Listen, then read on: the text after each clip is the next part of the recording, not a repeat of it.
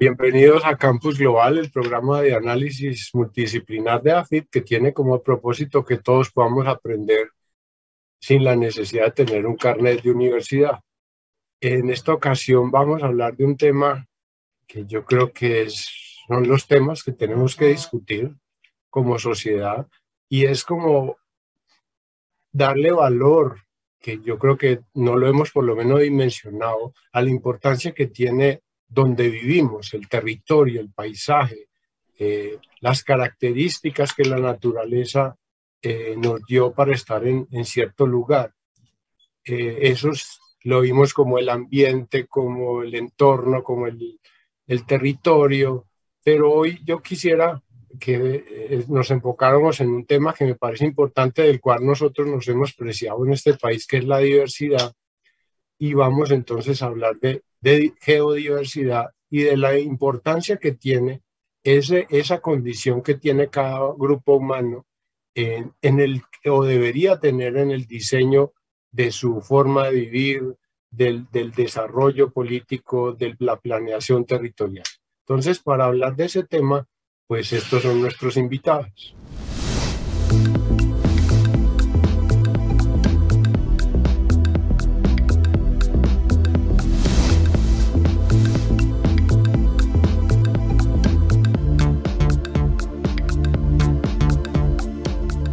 Bueno, como todavía sigue siendo bueno empezar por el principio, pues creo que lo más pertinente es que nos den una idea como entendible para los humanos comunes y corrientes a qué nos referimos con geodiversidad, y particularmente pues mi inquietud es qué tiene de distinto ese concepto con el concepto de la diversidad que hemos oído tanto que tenemos. Entonces pues me perdonan que haga la pregunta tonta, pero como ese es mi papel aquí, entonces empecemos por ahí, que nos cuenten y nos expliquen qué es eso. Hablando de geodiversidad, este año es la primera vez que se va a celebrar el Día Internacional de la Geodiversidad, que será el 6 de octubre, como un día mundial, así como se celebra el Día Mundial de la Lengua, de diferentes temáticas que son importantes para el mundo, para recordar. Entonces, este año justo la geodiversidad empieza a tener un día para celebrar. Y para describirlo, para que se entienda de una manera más fácil, quiero referirme a como aquellos que han ido promoviendo este Día de la Geodiversidad la han llaman la geodiversidad esa compañera silenciosa de la biodiversidad. La biodiversidad es esa que hemos estado acostumbrados a escuchar desde hace mucho tiempo, por la fauna, la flora, que es a lo que estamos muy familiarizados. Entonces, ¿quién es esta compañera silenciosa? Es una compañera que está compuesta de rocas, minerales, suelos, relieves, topografías, las montañas, cañones, ríos, lagos, y es la base del ecosistema, que también tiene una importancia y unos valores que merecen ser reconocidos y conservados y protegidos. Entonces, Colombia es un país megadiverso, como decimos siempre, porque es geodiverso. Entonces, la geodiversidad, cuando se nos revela, cuando logramos entenderla, entonces aparecen nuevos sentidos que nos permiten entender la historia y la memoria de nuestro planeta Tierra, donde ya han habido cambios climáticos, lo cual nos permite también identificar estrategias de adaptación y de mitigación frente a los cambios que estamos viviendo en la actualidad. La geodiversidad nos ayuda a entender los diferentes procesos que también nos permiten prever y prevenir, por ejemplo, los riesgos geológicos como los deslizamientos, las erupciones volcánicas, entre muchos otros. Y esos nuevos sentidos que nos brinda la geodiversidad nos abren también la mirada a cómo nos relacionamos con la naturaleza y el paisaje. Entonces, a esto incluimos también las culturas materiales e inmateriales, ya que nuestras edificaciones, casas, monumentos, los pueblos y ciudades son construidos con los elementos de esa geodiversidad de nuestro país. Por eso, al pasearnos en ciudades, podemos encontrar tesoros escondidos que nos hablan de esa historia del planeta, de la formación de las montañas que nos rodean, por ejemplo, y nos definen como antioqueños, que hasta en el himno nos aparece. Entonces nosotros la geodiversidad la tenemos en nuestra relación, en nuestra cultura, en nuestra identidad. Eh, También la podemos entender la geodiversidad porque hace posible la variedad de productos agrícolas que tenemos en el país, según los suelos y su topografía. Tenemos productos que se pueden cultivar en ciertas áreas y en otros no. Entonces eso nos permite entenderlo. También darles alguna especificidad en las variaciones y características, como por ejemplo en las cualidades del café, que en suelos volcánicos tienen más cuerpo de acidez o que también varían según la altitud en la cual se cultiva. En esto los invito a leer una publicación que hizo el Servicio Geológico Colombiano que se llama De la Geología del Café, que explica toda esta relación que hay entre la geología y la variedad de cafés que tenemos en el país y que pues hace gran parte de nuestra identidad y cómo nos ven por fuera de Colombia. Entonces la geodiversidad es una aliada también de la transición energética, ya que de ella provienen nuestros recursos energéticos. La geodiversidad sustenta la biodiversidad y sustenta la diversidad cultural. Entonces ahí está en gran parte la respuesta a tu pregunta. No sé, María, si tienes algo que complementar. Bueno, Cata no es geóloga, pero ya habla como nosotros y claro, si nos ubicamos en un país como Colombia, ubicado en la zona norte de los Andes, donde tenemos además lugares como la región Caribe, la región Pacífica, la región de la Amazonía y de la Orinoquía y obviamente los Andes y sus valles interandinos en un clima tropical, pues se vuelve relevante entender que el paisaje está en función del clima, la tectónica y digamos, la disposición de esos elementos geológicos en la naturaleza. Entonces, cuando empezamos a entender las zonas geográficas de Colombia, amerita que empecemos a entender también la diversidad de los procesos que han ocurrido y que prácticamente han delimitado la forma de ocupación del territorio.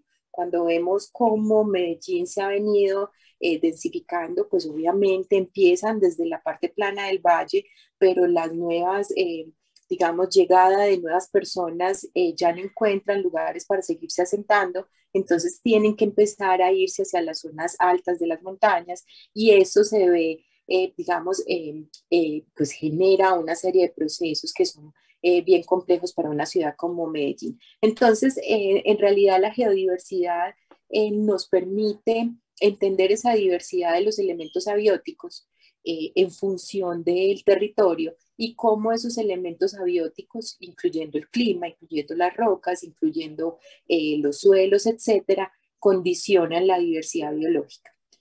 Alguien preguntaría qué es primero la biodiversidad o la geodiversidad y realmente el sustrato de todos los seres vivos y lo biológico tiene que ver con el sustrato abiótico.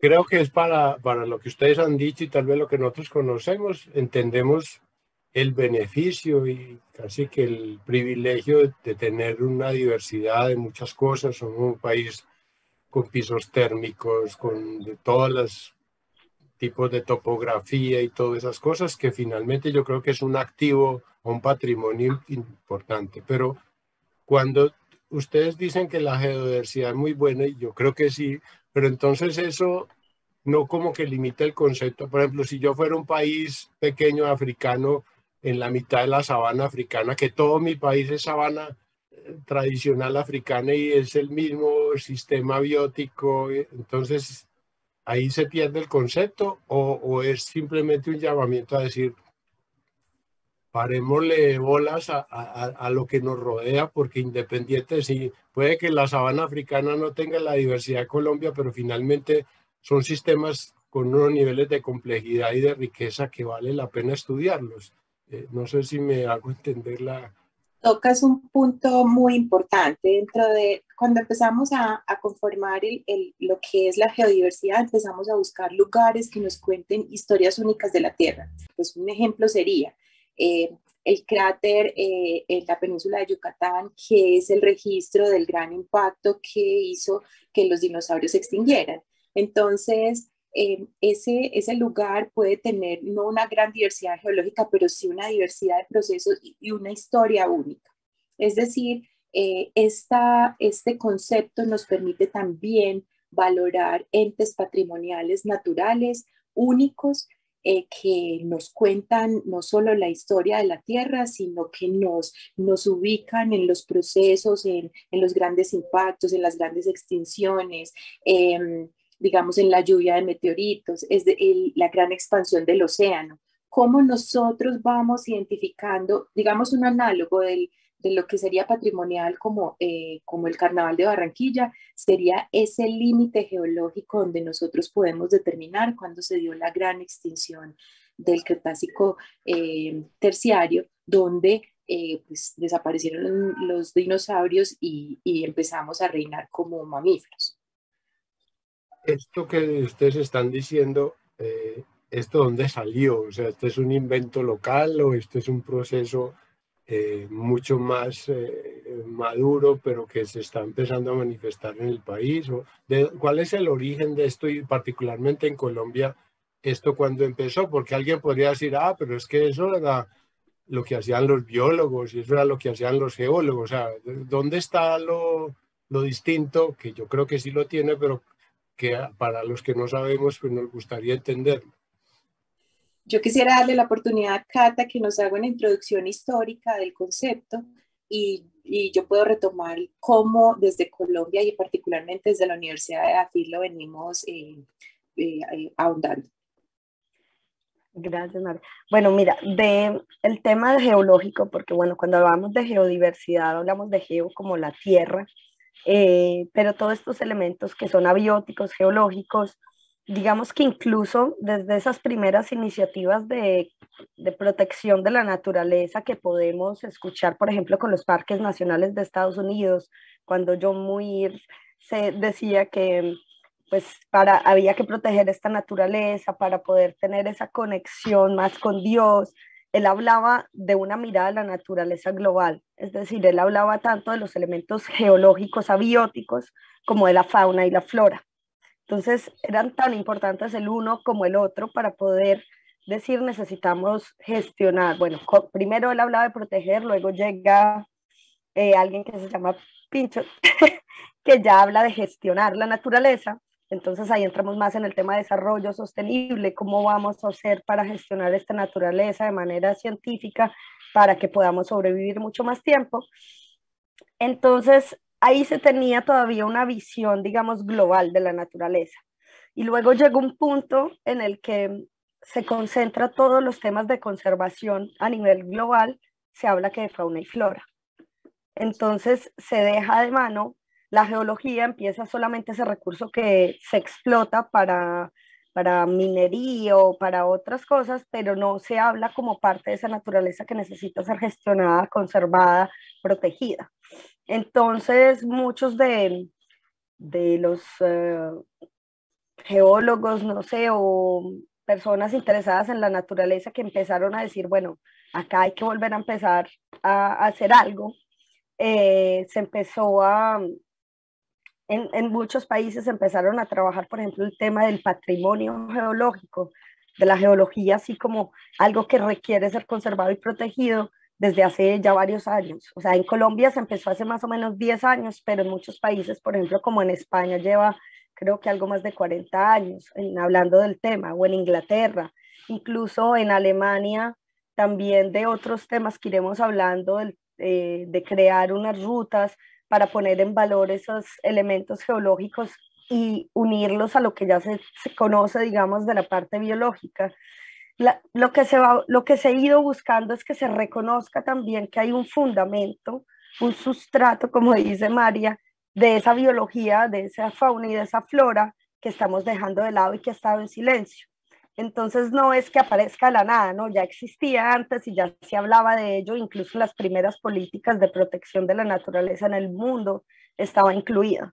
Pero hubo un momento en el que todo se enfocó en fauna y flora. Entonces ahora es todo un movimiento que empieza con geocientíficos, con científicos de las ciencias de la Tierra, para poner en valor este otro elemento que ha estado en silencio y se han ido adjuntando, ¿cómo decir?, como articulando nuevos campos de estudio que poco a poco han ido entendiendo esa, como esa coherencia que le da o esos nuevos sentidos para tener un enfoque más global. Entonces no es decir de que nos vamos a limitar solamente a esto, sino que para tratar una problemática necesitamos tener las diferentes miradas.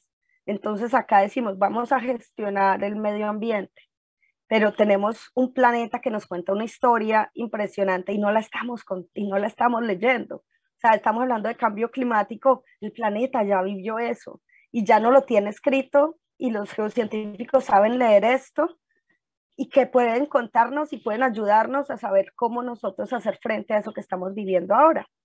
En muchos, entender también el comportamiento de ciertos, como decimos, de la fauna, de la flora, de ciertos productos agrícolas, por qué no funciona aquí o por qué no podemos producir esto o por qué podemos producirlo. Eso nos lo da esos estudios que nos lo brindan los científicos en ciencias de la Tierra. Entonces, es decir que el geólogo no está ahí solamente para explotar un recurso, sino que también tienen, incluso hoy hablamos de algo que se llama la geoética, que es como ese rol que tienen hoy los científicos de ciencias de la Tierra para prestarnos a nosotros como ese entendimiento que ellos tienen de la Tierra. Y que pues incluso como decía, nos permite hasta nosotros mismos, bueno, lo digo, yo no soy geóloga, y nos permite entender el paisaje que estamos mirando. No lo vemos de la misma manera cuando entendemos que antes no habían montañas ahí, de que antes el planeta era solo un planeta, o que antes éramos pura agua, si en Medellín era pura agua, y que la montaña se fue construyendo en millones y millones y millones de años. Entendemos también que nosotros humanos llegamos, cuando hablan de 24 horas, a mí me gusta mucho eso porque es muy difícil nosotros cuando no somos geólogos pensar en esa abstracción de que ellos hablan de millones y millones de años y que a veces me decían, no, pero es que eso es muy joven, eso tiene 5.000 millones de años. No, no, para nosotros jóvenes. Entonces, cuando le explican a uno, por ejemplo, que el planeta se crea en 24 horas, y nosotros llegamos como humanidad en los últimos segundos, eso nos cambia la manera de relacionarnos con el planeta y también que esa geología, como decía ahora, por ejemplo, lo utilizamos en las construcciones, o sea, hace parte de nuestra cultura y de nuestra identidad. Cuando hablamos nosotros en Antioquia, nosotros hablamos muy orgullosos de nuestras montañas y muchas veces de manera chistosa decimos, bueno, lo que pasa en las montañas no interesa, pero todo ese tema un poco cultural va también muy influenciado por ese contexto que tenemos, esas condiciones que tenemos de la topografía y el paisaje mismo que puede explicarnos, que nos puede explicar los científicos o los científicos de ciencias de la Tierra. Entonces todo esto ha sido un movimiento que han ido llevando cada vez más y más personas y que se han creado iniciativas y que hoy hace que exista este Día de la Geodiversidad y que fue adoptado por todos los Estados miembros de las Naciones Unidas en la UNESCO. Entonces, ¿cómo llega a Colombia? María puede dar como más detalle de esto. Bueno, nosotros en EAFIT tenemos el gran honor de tener como fundador de la carrera de geología al profesor Michel Hermelín. El profesor Michel Hermelín, podemos decir, y todo el mundo lo tiene en su cabeza como el padre de la geología ambiental. Entonces empezamos a pensar en que todo lo que sucede en el territorio pues transforma los diferentes sistemas y afectan a las personas. Entonces él llama la atención a esos fenómenos naturales que por la localización de las personas terminan generando desastres. Esa es una forma de entender la geología ambiental, es todo lo que tiene que ver con gestión del riesgo. Pero él también hacía un trabajo muy hermoso y creó el grupo de investigación al que yo pertenezco, que se llama Geología Ambiental y Tectónica, Ese grupo ya tiene 35 años, es un grupo reconocido ampliamente y empieza a generar una especie de movimientos hacia la identificación de los paisajes en Colombia. Entonces hay un libro que él alcanzó a sacar antes de su muerte, hace unos 5 años, de Landscape of Colombia, donde empieza a delimitar esos lugares hermosos de Colombia y genera unas rutas de conocimiento para acceder. Entonces ahí empezamos a hablar de geoeducación, cómo hacemos nosotros para transmitir el conocimiento geológico y de las ciencias de la Tierra a todos los niveles de la sociedad. Y en eso estamos en deuda. Los biólogos obviamente nos llevan años luz porque para cualquier persona el término de biodiversidad ya es algo tan natural, mientras que cada vez que hablamos de geodiversidad es totalmente intangible. Entonces tenemos que, digamos que aprender de las lecciones de los biólogos para transmitir el conocimiento. Entonces geoeducación, de la mano del profesor Michel Hermelín, pues empezó todo ese proceso y era una persona supremamente activa en la Universidad de los Niños, era quien le contaba a los niños los fenómenos naturales de una forma maravillosa. Geositios y patrimonio geológico, es decir, esos lugares que por su, digamos que por su grandeza ameritan tener una explicación, pero no una explicación científica como siempre lo hacemos, sino que esa explicación trascienda los diferentes niveles de la sociedad y que sean empoderados por todas las personas. Entonces, patrimonio geológico ya hace que se genere como una lista de chequeo, como cualquier ente patrimonial, donde se clarifique exactamente qué es lo importante de ese lugar. Geoconservación, entonces, cómo involucramos estrategias para poder conservar esos valores patrimoniales que tenemos en un territorio. Geoturismo, nosotros decimos, ¿qué es eso? Pero simplemente cuando hacemos un viaje, por ejemplo, a Sierra Nevada de Santa Marta, ya es geoturismo, porque hacer el viaje a lo largo de Sierra Nevada de Santa Marta o La Guajira, el Cabo de la Vela, nos permite conocer desde la conformación de los supercontinentes como Rodinia, desde la formación de grandes montañas oceánicas que se han montado al continente, de la formación de esas grandes cuencas sedimentarias que tienen a la Titanoboa en la parte del Cerrejón y que tienen un recurso que es supremamente importante para el país como lo es el carbón. Entonces, cuando nosotros diseñamos rutas científicas que nos permitan transmitirle el conocimiento a las personas, pues ya generamos un impacto. Entonces, de la mano del profesor Michel Hermelín, se gestó todo este movimiento que pues retomo yo gracias a ese amor que nuestros estudiantes vienen profesando también por la naturaleza. Estamos viendo una generación de jóvenes mucho más sensibles y ellos se acercan a mí y de alguna forma nos dicen, pues, ¿qué hacemos como geólogos para proteger o para conservar el patrimonio geológico y minero? Y ahí entra también la minería. O sea, cómo nosotros contamos la historia de una extracción minera, pero que no solo sea esa visión extractivista, sino que de ahí también aprendemos que como solamente Cerrejón pudo encontrar a la Titanoboa porque empezó a explotar el material y ellos mismos se deben encargar de cómo van a transmitirle el conocimiento que se va generando a la medida que van explotando. Entonces esto, para ir cerrando a nivel de Colombia, tenemos un grupo gestor conformado por varias universidades y el Servicio Geológico Colombiano, que es la entidad que delimita esos patrimonios, digamos, el patrimonio geológico de la nación. Y llega a otro tema, y bueno, este grupo gestor conformamos algo que se llama la Red Colombiana de Geoconservación.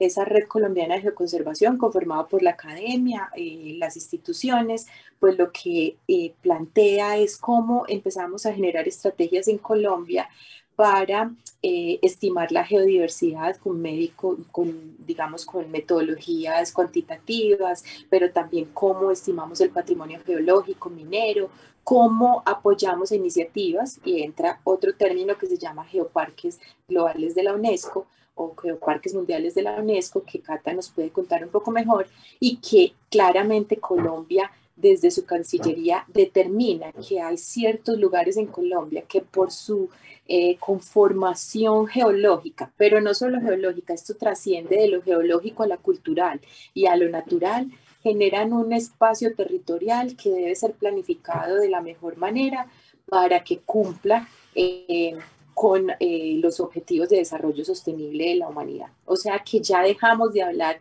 de algo que no es vivo, como una, digamos, como la piedra del Peñol, a pasar a un modelo de desarrollo territorial basado en soluciones en la naturaleza. Entonces, pues como vemos, últimamente lo que se trata es que hay muchas G de la geología, geoparques, geodiversidad, geoconservación, geoturismo, geoeducación, geositios, geoheritage o patrimonio geológico, y esto todo nos lleva a que la geodiversidad se puede convertir en la columna vertebral del territorio, de la planificación territorial. Cata, no sé si nos cuentas o un poco sobre geoparques, que Catalina es pues como la persona tal vez que más conoce en este momento sobre esas iniciativas a nivel global y a nivel de Latinoamérica. Quería como decir algo que es importante, es que también con el tema que estábamos hablando de esto del patrimonio geológico, cuando se empieza a pensar de necesitamos empezar a conservar y a gestionar unos ciertos espacios, elementos que nos cuentan esa historia del planeta o que son importantes para transmitir a las otras generaciones. Colombia es uno de los primeros países en América Latina en haber puesto el patrimonio geológico en su política nacional. Entonces, tenemos el decreto 1358 del 2018, que es para la gestión integral del patrimonio geológico y paleontológico, que entonces es llevada por el Servicio Geológico Colombiano, quien garantiza pues su cumplimiento. Pero es importante hablar de esto porque hoy en día hay muchos países en Latinoamérica que están reclamando esto a sus estados y nosotros ya hemos dado ese paso. Hay un proceso que se está haciendo que es el de unificar esa metodología porque pues las universidades han ido haciendo como sus inventarios de los lugares en los cuales ellos van trabajando. Entonces, es como unificar todos esos trabajos que ya se han hecho para tener una metodología común o comparable y poder empezar la gestión de esos elementos. Pero ya Colombia ha hecho un paso adelante en relación con muchos otros en América Latina. Eso era importante como resaltarlo.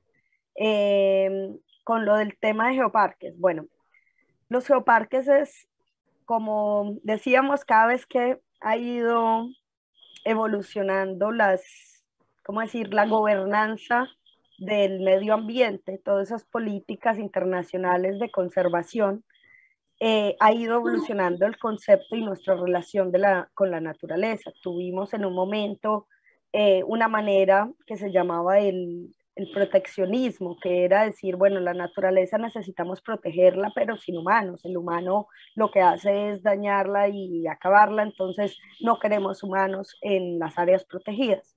Esto fue una primera aproximación que en muchos casos no funcionó, porque la gestión de la naturaleza se hace con la gente y además que estamos en un país con comunidades indígenas que llevan muchos años, con comunidades afrodescendientes o campesinos que llevan muchos años relacionándose con esa naturaleza y que incluso saben mucho más que los científicos.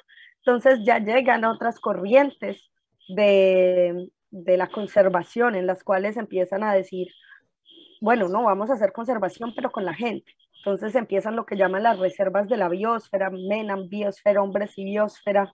Entonces ahí se concentra más en esta parte biológica, en la diversidad biológica, cómo tenemos en cuenta los saberes locales, en esta gestión que vamos a hacer de la diversidad biológica.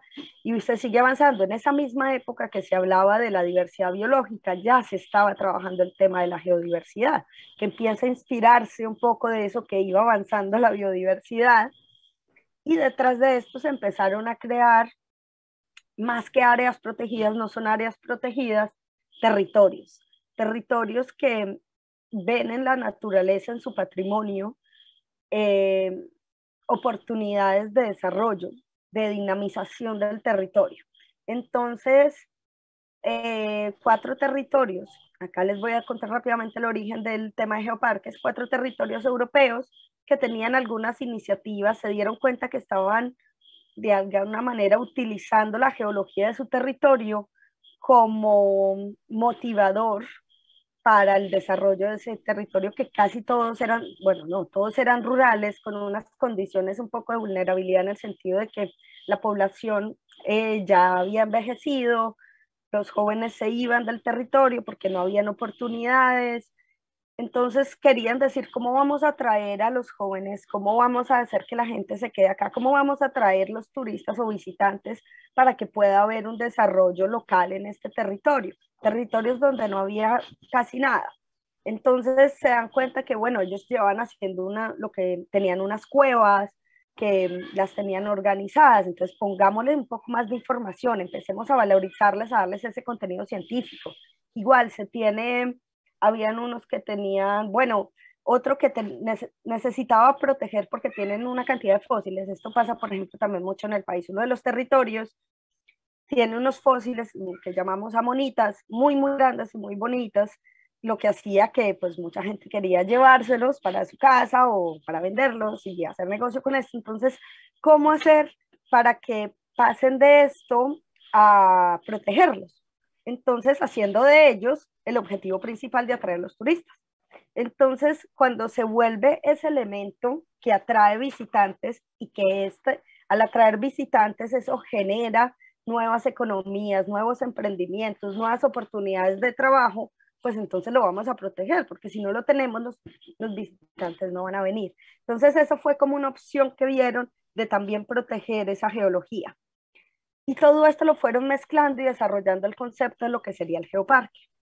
El geoparque entonces, como digo, no es un área protegida, sino que es un territorio habitado que está delimitado generalmente por alguna entidad administrativa, sea alcaldías, sea, no sé, puede ser el departamento, pero por lo general son más pequeños y que ponen entonces el patrimonio geológico en el centro de las estrategias y herramientas para el desarrollo local. Entonces, hablamos de desarrollo, pero conservando. Entonces, por eso va muy relacionado con los objetivos del desarrollo sostenible. Son hoy en día unos de los ejemplos para poner en práctica todas estas como todos esos objetivos que se tienen para el desarrollo sostenible de la Agenda 2030.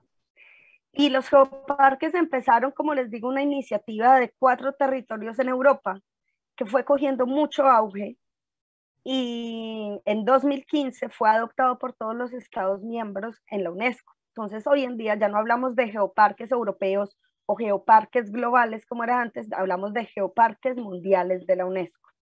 Y en Colombia no tenemos todavía geoparques, hay 177 en el mundo, en 46 países.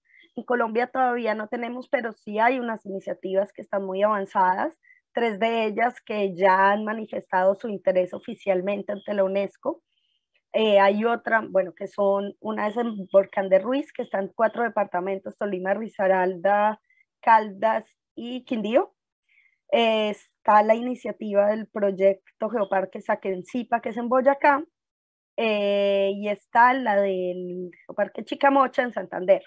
También hay una que se ha ido desarrollando, pero que aún no ha mandado como su intención oficial de ser Geoparque Mundial de la UNESCO, es en el Chicamocha, no, perdón, el Chambulacocha, que es en Nariño, pero que también llevan trabajando mucho tiempo y seguramente hay muchas otras iniciativas en camino porque el concepto mismo se adapta mucho a las posibilidades que hay en el país. Entonces, por eso es una herramienta que se ha ido incluso desde el Servicio Geológico, perdón, se ha ido fomentando para, para llegar a territorios en los que muchas veces pues estas estrategias son muy difíciles porque cuando hablamos, por ejemplo, de patrimonio mundial, que es lo que conocen generalmente las personas cuando hablamos de UNESCO, para ser patrimonio mundial se requiere tener un elemento único en el mundo. Eso es muy difícil, eso no siempre se tiene, además que bueno, eso hay que pasar muchos procesos, hay toda una candidatura a preparar. En los geoparques también hay una candidatura a preparar. Es un trabajo de mucho tiempo, pero es un trabajo que, digamos, es mucho más posible en los territorios, ya que, por ejemplo, no estamos hablando de un valor único, universal, sino que estamos hablando de una geología representativa para el país y para el mundo, que nos cuenta esa historia del planeta, o que no tiene que ser el punto como el de México, el cráter, que nos cuenta que ahí cayó el meteorito con el cual desaparecieron los dinosaurios. No tiene que ser eso. Pero si tenemos, por ejemplo, bueno, en el Geoparque, el proyecto de Saquencipa, por ejemplo, ellos sí tienen elementos únicos. Ellos tienen un patrimonio paleontológico único y unos descubrimientos paleontológicos que son únicos. Pero es ese diálogo, o sea, como lo que interesa mucho del tema de Geoparque es ese diálogo con ese patrimonio y las comunidades, con nuestra cultura. Entonces, cuando uno va a Boyacá, ve que las mismas construcciones ya están los fósiles, ya allá uno parece más científicos hablando con uno, o sea, las personas viven y respiran ese patrimonio. Entonces, en el volcán del Ruiz, por ejemplo, ¿de qué se está hablando? Es de el tema de gestión de riesgos. Acá lo que ha hecho es esa historia que nos está contando el Geoparque del Ruiz, tiene que ver mucho con lo que pasó en Armero. Entonces, el Ruiz es un volcán como muchos otros, pero, y quizás no es el más destructivo, creo que Galeras es más destructivo que el del Ruiz, pero es esa relación entre el volcán de Ruiz y Armero que nos cuenta una historia de uno de los eventos como más reconocidos en... María puede contar mucho mejor esto, pero en los geoparques se valora todo esto y es ese trabajo con comunidades. Si entendemos a la geodiversidad como la columna vertebral del desarrollo territorial, es porque encontramos un tema análogo a lo que nos ofrece la biología, que son digamos, los ecosistemas o los sistemas, los servicios ecosistémicos. ¿Qué nos presta, en el caso de la biología, la fauna y la flora? ¿Qué servicio le presta a la sociedad? Lo mismo se ve a nivel de la geología. Prácticamente, y yo los invitamos a que los que quieran hagan con nosotros una actividad que yo desarrollo en la Universidad de AFIT que se llama Georrutas al Campus Georrutas. Al Campus Georrutas nos permite ir a lo largo del campus universitario entendiendo desde el origen del universo hasta la ocupación del territorio por los indígenas, pero cada lugar del campus universitario nos permite ir contando una historia dentro de la Tierra. Entonces, miren que vamos buscando herramientas que nos permitan educar a las personas a partir de todo lo que nos rodea. Hoy en día en el bloque 18 también hay una exposición que los invitamos a conocer, donde nos cuenta que la pared que se encuentra en el bloque 18 de la Universidad de AFIT está relacionado con una de las grandes invasiones marinas en el Eoceno y que eso genera una serie de rocas calcáreas que también desarrollan cavernas, estalactitas, estalagmitas, pero que hoy son la base del piso general que tenemos en la Universidad de AFIT.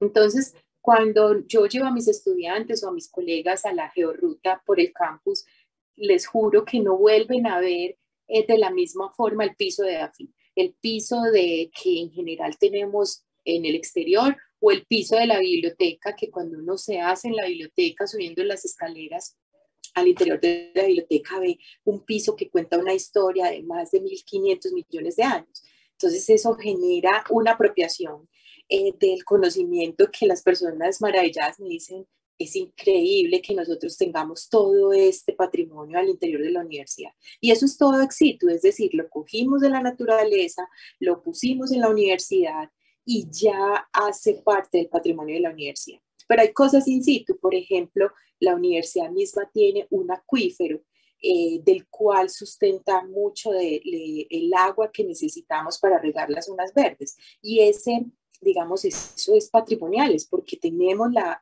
ventaja de estar encima del acuífero del Valle de Aburrá, de tener una posibilidad de extraer parte del agua que está ahí y utilizarlo para una, digamos, sostenibilidad del campus. Entonces, cuando empezamos a poner en papel lo que es la geodiversidad y los bienes y servicios geoambientales, sabemos que tiene que ver con regulación. Cómo nos cuentan la historia de los procesos atmosféricos. Solamente ver la desaparición de los glaciares en Sierra Nevada de Santa Marta nos está indicando unos cambios climáticos, unos procesos terrestres, cada vez que ocurren inundaciones. Entonces nos está contando también que necesitamos entender la naturaleza para poder defendernos, no de los ataques, sino más bien de la invasión que nosotros mismos hicimos. De soporte, o sea, de dónde sacamos nosotros los suelos, el material para construir, dónde vamos a buscar lugares para hacer nuestros botaderos, de aprovisionamiento, entonces cómo nos aprovisionamos de los minerales, del petróleo, del gas, del conocimiento, porque queremos conocer. Yo también digo, y esto viene muy digamos, a tono de lo que venimos desarrollando en la Universidad de Afides, entendiendo la geodiversidad del Valle Aburrá. Y yo le digo a todos, pues si usted quiere venir al Valle Aburrá y quiere conocer desde la conformación de Pangea hasta la inundación o la conformación de una especie de océano al interior del Valle Aburrá, pero también quiere ver los fenómenos geológicos asociados a las fallas, a la conformación de valles como el Valle de Aburrá.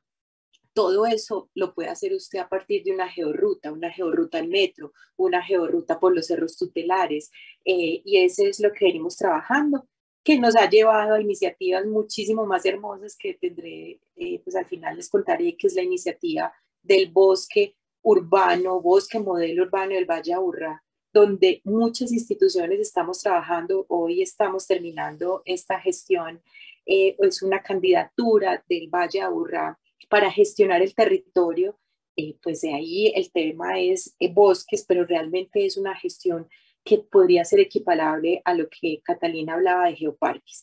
Y es cómo integramos los servicios geoecosistémicos para el beneficio de nosotros, el área metropolitana, pero para también conservar y cuidar esos relictos, no solo de bosques, sino de esas geoformas, de esas rocas, de esos lugares que nos cuentan historias maravillosas dentro del Valle Aburrá. Entonces miren que hemos logrado permear a las diferentes ciencias y hacer alianzas que involucran al área metropolitana del Valle Aburrá, al municipio de Envigado, a las universidades del G8, y creo que si esta iniciativa que en noviembre se consolida será un paso adelante en el que lo bio, lo geo y lo antropológico conversan para el bienestar de una gran orbe que conforma el área metropolitana del Valle Aburrá. El tiempo en este programa corre más que el tiempo geológico de María Isabel, pero pues quisiera aprovechar estos minuticos que nos quedan y ustedes digan lo que les parezca más útil para todos, pero yo como ignorante lo que entiendo entonces que el concepto, por ejemplo, de geoparque no es el concepto como que uno asocia de parque natural, que es un sitio donde está vetado, que los humanos se metan, que lo miren de lejitos solamente en fotos, sino que es que hacemos parte nosotros de la naturaleza, porque cuando María Isabel hablaba de las paredes de Afid, pues finalmente también hay que mirarse en el espejo, ¿no? Los materiales de que están hechos los humanos son los mismos materiales que están hechos los árboles y las rocas y todo, o sea, no somos una entidad hecha de un material distinto.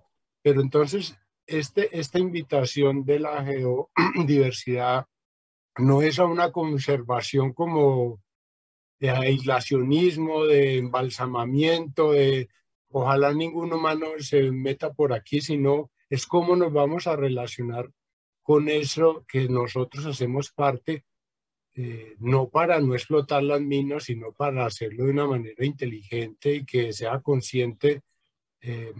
Ese es entonces el concepto que una persona como yo y los televidentes nos debe quedar. Es una visión mucho más inteligente y no simplemente como de aislamiento.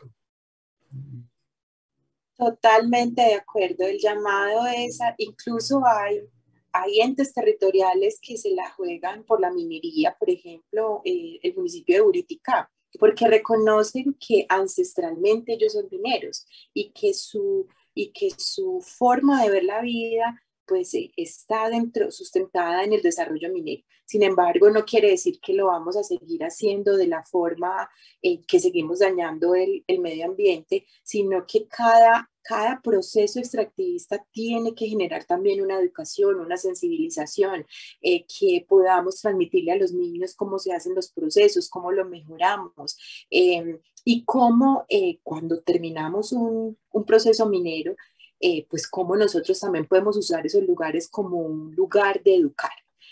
Nosotros, Cata y yo, a veces decíamos, soñamos qué va a pasar con Cerrejón y qué vamos a usar de ahí para el futuro. Cerrejón nos puede contar las historias de la formación de los bosques secos tropicales, la historia de los cambios climáticos, nos cuenta sobre esa gran titanoboa pues de tamaños gigantescos, inimaginables. Entonces, seguramente Cerrejón podría convertirse en un museo que ayude a tramitar el patrimonio geológico minero de la región del Cesar y de la Guajira. Entonces es convertirnos en aliados de las industrias privadas también, porque es que todo lo que hacemos alrededor tiene que ver con los materiales que tomamos de la naturaleza, desde una pasta de dientes. Entonces, ¿qué tal si cada vez que generamos un producto contamos parte de esa historia y así las personas vamos entendiendo que es que necesitamos de la naturaleza, lo debemos hacer de la mejor forma, necesitamos de las hidroeléctricas, necesitamos de los materiales para los paneles solares, que es la transición energética? Es muy fácil decir hagamos la transición energética, pero ¿de dónde sacamos esos minerales críticos para hacer esa transición? Entonces, no podemos dejar de explotar o de explorar porque nos quedaríamos atrás, pero lo tenemos que hacer de la manera más responsable y alrededor de los desarrollos mineros generar educación, construcción de conocimiento, transformaciones, digamos, desarrollos territoriales adecuados. Tanto geoparques como la iniciativa de bosques globales mundiales nos indican que son gestión del territorio. Uno muy hacia lo bio, otro muy hacia lo geo, seguramente ambos en torno a la naturaleza, tanto lo bio como lo abiótico y el hombre. Es importante ver, como decía, Geoparque no es un área protegida, no es ese en el que, chao, las personas, acá vamos a proteger, tac, tac, tac, y nadie puede entrar. No, acá un geoparque nos damos cuenta que tenemos un patrimonio geológico, es decir, acá hay algo, acá los científicos están viniendo, se están interesando mucho, acá viene gente a visitarles que porque no sé qué, porque ven no sé qué en la piedra, en la roca, casi siempre sucede así, y emerge esta necesidad del geoparque, emerge incluso de las personas del territorio, que están viendo eso, que identifican que vienen científicos, ¿para qué vienen? Entonces dicen, bueno, y esto no lo podemos llevar a otra gente. Entonces, ahí el geoparque se vuelve como una herramienta, aunque es un reconocimiento internacional y eso pues digamos que tiene mucho peso al tener ese reconocimiento UNESCO, es una herramienta para los territorios para hacer una estrategia conjunta entre diferentes actores del territorio, que sean privados, públicos. Acá no se prohíbe la minería, sin embargo sí hay que conservar esos elementos que son importantes, hay que conservarlos. Y acá lo que se busca es un desarrollo local sostenible. En lo que estamos hablando es que los beneficios sean directamente para las comunidades. Entonces hablamos de un turismo más tipo ecoturismo, que es de un turismo rural. O sea, acá hablamos se desarrolla, los geoparques hablan de geoturismo. Como su estrategia clave es el geoturismo y el geoturismo lo que fomenta es vamos a generar unos ingresos, unas oportunidades a las personas del territorio y a atraer nuevas personas, pero que no es la idea de la macroindustria, sino de un turismo realmente que las propias personas se benefician. Incluso, por ejemplo, hay algo muy bonito, un ejemplo que se llama geofood, como geocomida, si lo traducimos, y lo que hacen en los geoparques es que, por ejemplo, desde el productor, no sé, digamos, de vinos o de quesos, desde la producción misma empiezan a darle el conocimiento científico de por qué esa producción, por qué es posible en ese territorio. Entonces, el productor ya se vuelve parte de esa ruta de la visita geoturística, porque cuando hablamos de geo, no es solo geología, la tierra es todo lo que la habita. Entonces, es la geología en interacción con la cultura y con la naturaleza, fauna, flora. Entonces, cuando uno visita un geoparque, entonces va a visitar este productor de leche que produce una leche específica porque en ese territorio hay un contexto particular que hace que producen un queso, por ejemplo, que no sé, en Boyacá creo que hay un queso muy reconocido, ese queso de Boyacá, que luego el geoparque le va a dar un valor adicional, le va a decir, venga, vamos a ponerle acá un sello a esto de qué calidad. Entonces eso va a coger un valor importante que se va a presentar a nivel nacional, en ferias turísticas nacionales, internacionales, en la misma red de geoparques, porque los geoparques trabajan en redes, entonces hay un intercambio muy bonito de buenas prácticas, de productos. Entonces, por ejemplo, ya este producto va a pasar del producto que es conocido a nivel local por un producto que ya es más reconocido a nivel nacional e internacional incluso, y luego con este proceso de GeoFood van hasta los restaurantes y le dicen, venga señor restaurador, ¿usted por qué está comprando el queso fuera del territorio? Acá ya tenemos uno bueno. Entonces, cómprele el queso. Entonces, creamos toda una cadena de valor de productos locales que incluso el turista o el visitante cuando viene, o incluso para las comunidades mismas, redescubren su territorio y entonces van a visitar, y esto el beneficio está siendo para toda la cadena de valor de alimenticia del territorio. Y usted se encuentra en un restaurante en el que le están contando la historia del planeta en el plato. Entonces, imagínense, entonces están todas estas iniciativas muy bonitas que se han ido desarrollando con los geoparques, han ido innovando en cómo utilizar la geo para generar oportunidades. Y es por eso que el concepto se ha ido desarrollando tanto y ha sido tan reconocido y que tiene un potencial muy grande en Colombia. Entonces quería terminar con eso, que es global, es para el desarrollo de comunidades. y, y bueno, y como geoparques también hay muchas otras iniciativas, o sea, no solamente es geoparques, hay muchas iniciativas bonitas que se han hecho, incluso en Colombia, de un trabajo de comunidades de emprendimientos de las mismas comunidades a partir de esa geología en relación con la arqueología que se ha visto. ¿Cómo es que se llamaba, María? El prodigio en San Luis. El prodigio. Eso es también un ejemplo muy bonito de un trabajo entre científicos, comunidades, científicos de diferentes campos de estudio y que crearon una ruta turística que incluso hoy fue nombrada Bien Cultural de la Nación.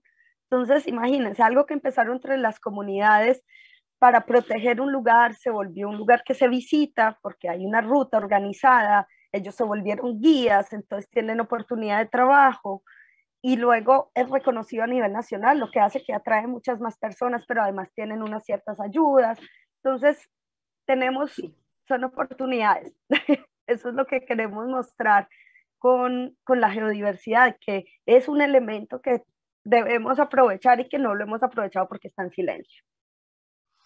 Yo quisiera cerrar, Juan, si me lo permites, en que la posibilidad actual que tenemos de volver a territorios que no conocíamos, pues por lo que ha sucedido en Colombia en los últimos 50, 60 años, nos va a permitir redescubrir lugares hermosos, solamente saber que tenemos una joya como el Chiribiquete, como la Macarena, y cómo nosotros pues tenemos esos lugares, pues hace que tengamos el potencial gigantesco. Y eso, en ese sentido, digamos, el gobierno actual viene generando una estrategia de diplomacia científica donde nosotros como científicos vamos a llevar nuestro conocimiento al exterior para poder, digamos, no solo mostrar los avances científicos, sino hacer que se interesen diferentes instituciones a nivel global en Colombia en función de la geobiodiversidad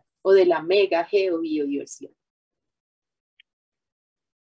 Pues, como ven, el tema es fascinante porque es una visión muy completa, no obstaculizadora del desarrollo, sino promotora de una concepción, digo yo, más terrícola, más consciente del desarrollo, pero responsable. Entonces, pues como ven, es una visión mucho más completa, que es lo que necesitamos finalmente, que tengamos más opciones.